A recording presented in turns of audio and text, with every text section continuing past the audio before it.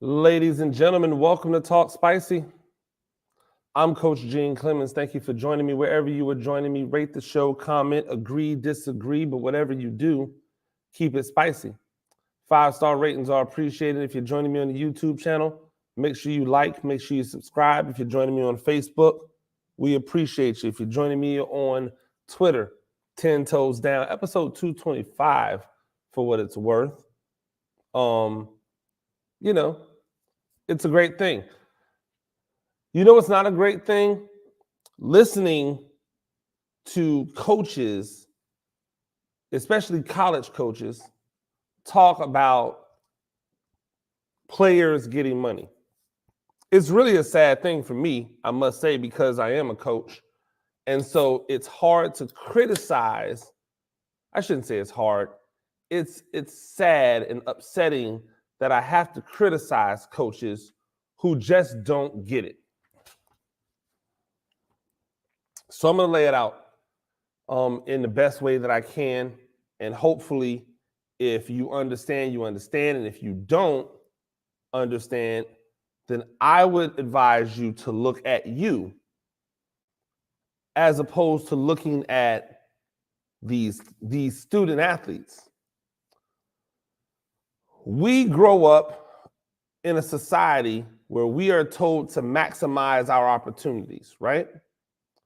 We grow up in a society where we are told that you have to strike while the iron's hot. We are told, we grow up in a society where we are told that nothing is promised to us and we have to go get what we want. We have people who are pushing entrepreneurship, being your own boss, understanding how to work for yourself, pull yourself up by your bootstraps. That's the Republican thing, right? Pull yourself up by your bootstraps, work hard and you can get it. And then we run into this situation where if I'm an elite level Division I athlete, I'm told, oh, you have to pick a school. You have to be 100% happy at that school for 4 years, maybe 5, maybe 6, and you should not be compensated for all of the blood, emphasis on sweat, emphasis on tears that you pour into a program, except for a scholarship with a stipend that might come with it that equates to something well below the poverty line. You're told to do all of this only to go out into a workforce where the average salary when you graduate is somewhere around $40,000 a year. But wait, I went to college, I got a degree, and that's what I come out with. I go and watch my head coach make generational wealth. I watch my assistant coaches, if used correctly, make generational wealth. And I, as the one who is blocking, tackling, running, catching, throwing, defending, I walk away with a $40,000 a year job. I walk away with a job. Let's say it's $50,000. I walk away with a job that pays me what? 100x less than what my head coach makes. Somebody make it make sense to me. Somebody tell me what it is I'm missing, because I can't seem to understand for the life of me why so many people are upset and confused and dumbfounded by why all of these young men and young women are out here trying to get paid. I have a talent. That talent is not guaranteed because the higher I go up the ladder, the more talented people there are like me. So at whatever level I am able to maximize on that talent, I need to maximize on that talent right now. I don't need to wait and hope that the talent continues to improve. I need to do what my forefathers told me to do, which is strike while the iron's hot. Ladies and gentlemen, that's an NIL deal because these schools aren't paying these players yet. So now I have to be able to get whatever it is I can get. Let me ask you this. When was the last time you ever heard there being a limitation on endorsement deals? If you are a professional, if you are a surfer and you are 16 years old, you can sign as many endorsement deals as you want. There's no cap on it because you're only 16 and you're not going to know what to do with that money and you might blow it. When you're a tennis player and you go pro at 15, 16 years old, there's no cap on endorsement deals. Nobody says, oh, we can't give that young lady or that young man or that kid, that girl, that boy, we can't give them all this money. Because if we give them all this money, they're not going to know what to do with it. They don't say any of that. Can you tell me why it is that it seems that the only places where they say, oh, we need to be careful about giving these guys this much money happens to be in the two sports that are dominated by black men? Football, basketball. Nobody's saying gymnasts shouldn't get all this money. No one's trying to regulate Suni Lee. Nobody's trying to tell her she can't have a Gatorade deal. She has been lacked the social life for almost her entire life. Why? Because she's been trying to be the best elite gymnast in the world. She achieved it. And now she goes to Auburn, where she is a collegiate making millions of dollars in endorsements. And that's okay. I'm not hating on her. She should be able to do that. But so should the quarterback. The running back should be able to do that. The defensive tackle, the wide receiver. Why do they get limitations on their money? Why is it that a skateboarder at 12 and 13 years old can have $1 million endorsement deals and not one person say, you can't give that 12-year-old $1 million right now. They're not going to know what to do with it. Nobody says that. No one ever says it. No one ever brings it into play until it's us. Until it's people that look like me. So excuse me when I see athletes maximizing their star because the NFL isn't promised. And even if they make it to the NFL, it's called the not for long league. NFL stands for not for long. So how do I maximize my star as long as possible? Well, guess what? Colleges care about college athletes. College fans do. So if I could spend 4 years or 3 years or 4 years or 5 years or 6 years at this college making millions, then I should do that. And I shouldn't have a head coach who's making $8 million a year telling me $7 million a year, $5 million a year, 3, 2, 1, 500,000. I should not have to hear that coach tell me or tell anybody that's in the same situation as me that we can't get this money because we're not going to know how to act. You know how disrespectful that is? You know how demeaning that is? And here's what we find: Iowa head football coach Kirk Ferentz. This is the same Iowa head football coach who kept his job after it was found that his program had rampant racism going through it, demeaning of players, after he had to jettison one of his longtime coaches because somebody had to fall on the sword, and it wasn't going to be Kirk Ferentz.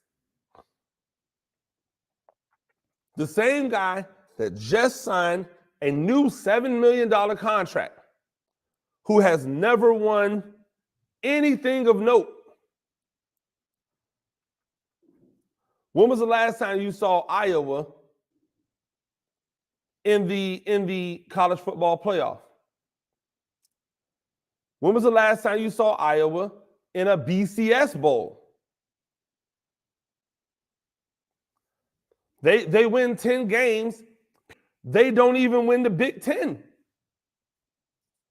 If you know what? I need to make sure that I am not just talking out of place. We have Google here, right? I'm going to Google Iowa Big Ten championships because I don't remember them, right? I know they've won it, by the way. I know they've won division titles, but they're not dominating the Big Ten. They've never dominated the Big Ten. And for what it's worth, he's running a program where we should be questioning what the heck he's doing.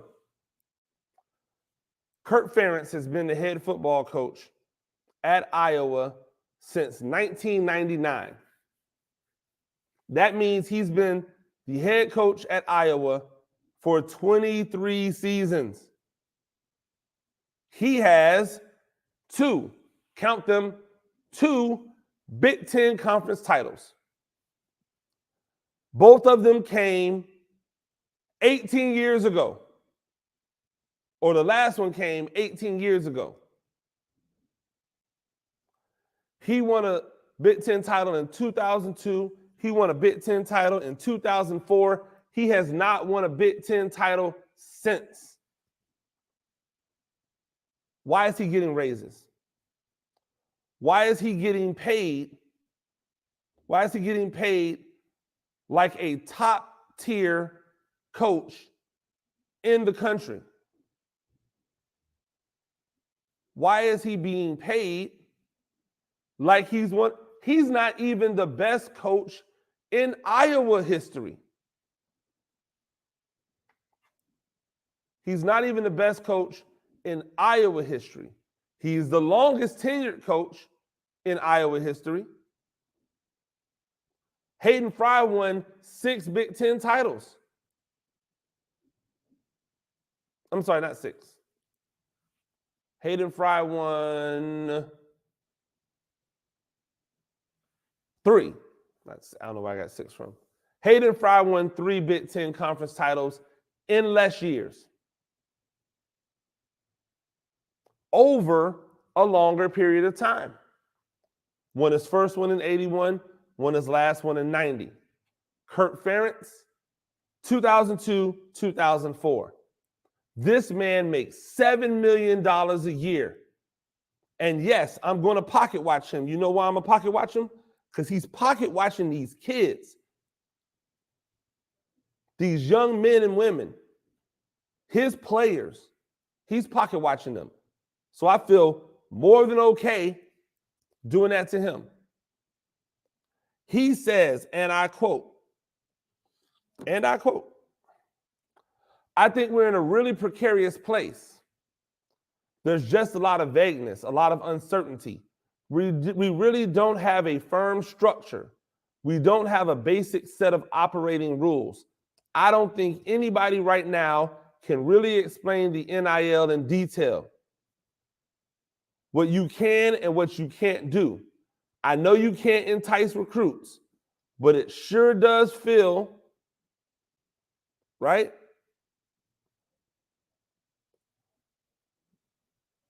It sure seems like maybe that's going on a little bit. There's just a lack of overall clarity. I ask you once again, ladies and gentlemen, why do you need clarity on endorsement deals? Are there endorsement deals? Is there a cap on how much money Kirk Ferentz can take from boosters? Is there a cap on the free car that Kirk Ferentz is probably getting?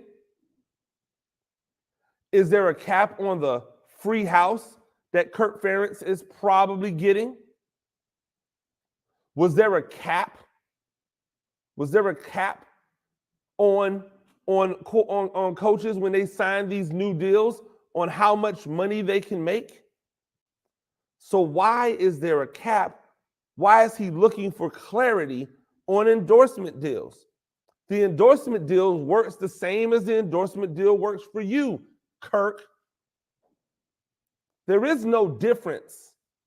There is no delineation.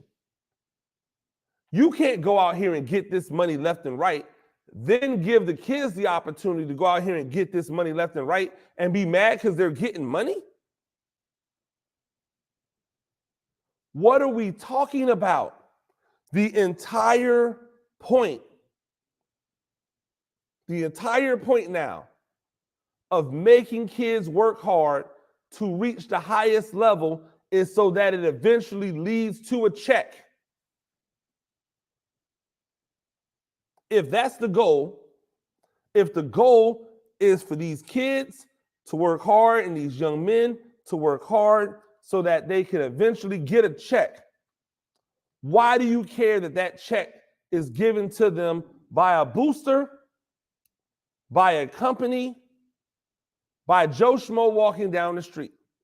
It should not matter if they're giving it to them because they like what they do as a player, because they want to see a particular player play for them. Then what are we talking about? That's the entire point. There needs to be no regulations. Imagine if they put stipulations on how much money you could pay a college football coach. You know what college football coaches would do more of? Try to jump to the NFL. How do I know? Because before college coaches were getting exorbitant amounts of money to be head football coaches in college, you saw more college coaches jumping to the NFL because that was the opportunity for the generational wealth bag. So you're telling these players to not do what you're doing, and I just don't understand it. I don't understand it. You have nothing to gain by this.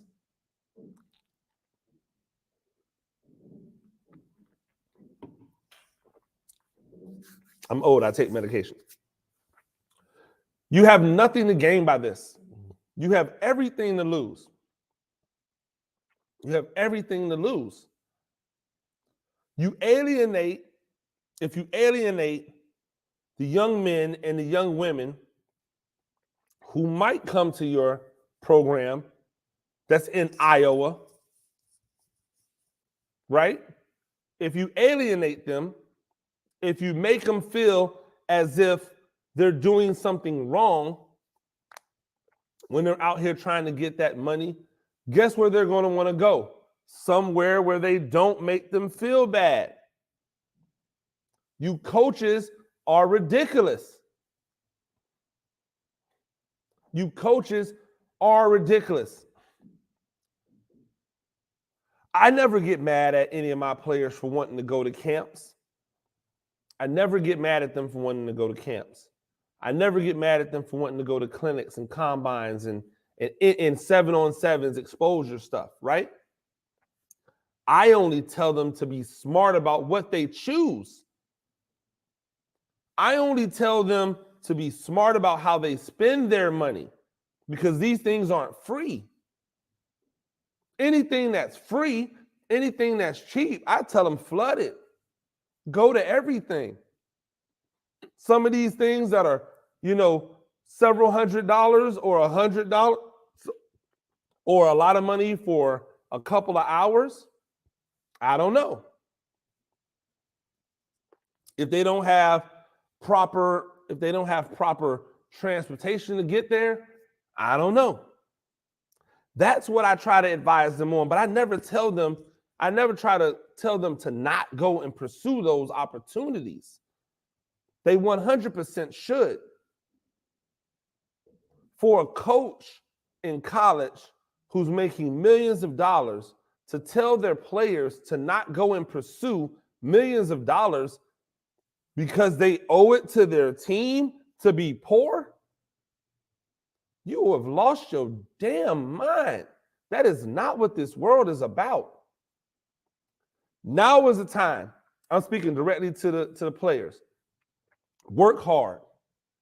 Get your academics. The object is to win. The object is to set yourself up for the rest of your life. There are several ways you can do that. The first one is the tried and true way. Go to college, get a degree, get a job that pays you a normal middle class wage. There's no harm, there's no foul. A lot of us live in this world. They can never take that degree away from you. But that's not the only way. If you can get that money now as a high schooler, and you're in a state that doesn't allow you to get money as a high schooler, consider going to a different state. If you are a collegiate, if you have an opportunity to go to college and you can grab the biggest NIL deal, if that's the way you want to choose which college you go to, fine. But be ready to live with the consequences if you don't like the college because you went there for the money. That's the adults in us, right? I take a job, I don't like my job. That's not the job's fault. That's my fault for picking the job. Now I have to be an adult and do that job. So, hey, that's cool. If you want to go somewhere because you like the college and you play ball and your goal is the NFL or the NBA or whatever it is, do that. But never, I mean never, let people who are millionaires tell you not to chase a little bit of money. Let them advise you on whether or not it might be the wrong money. That's it. But if they try to limit your money, they try to clip your money, they try to control your money, say thank you, but no thank you. People like Kirk Ferentz and Jimbo Fisher and Nick Saban and Kirby Smart and Dabo Swinney and any other coach, they don't have the right to say a word about what you make as a player. They don't have a right to be able to tell people how much money you are making in NIL deals to use it as a recruiting tool, Nick Saban. They don't have a right to tell you whether or not you deserve or don't deserve money based off your play. That's not what market and free enterprise is based off of. You get what you can negotiate. You don't get what you're worth. You get what you can negotiate. So the people who are worth more, who are getting less, they need to negotiate better. Take some finance classes. If you know you're a big-time college recruit, there's no reason why you can't take an introductory finance class in high school. If not at the high school, at the local college. on your own time, on your own dime. You're about to get lots of money. Don't let millionaires who only care about continuing to keep their bag flowing try to keep you from your bag. It is the height of hypocrisy. Nick Saban is 185 years old. He's been making millions of dollars for 100 years. I might be, obviously he's not 187 years old, but you get what I'm saying, right? You get what I'm going at. Matter of fact, let's just take a look at it, right? If we were thinking about the way in which Nick Saban gets down, because Nick Saban has been a winning coach for a long time, right?